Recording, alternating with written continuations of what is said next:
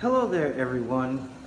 This is Kenny here at his job, just showing you some of the beautiful wallpaper and some of the beautiful interiors of our delightful hotel.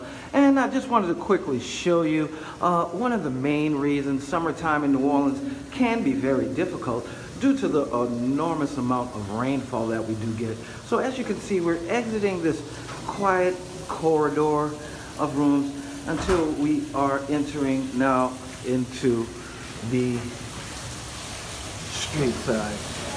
And here we have a wet man with his head, and I'm here to show you just how hard it does actually rain in New Orleans. So as you can see, Kenny is here. Hey! Flooding is here.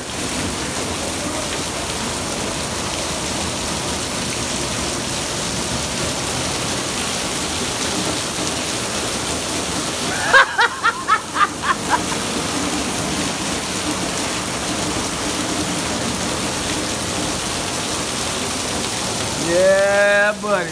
Summertime in New Orleans, 100 degrees every day. 100% humidity every day.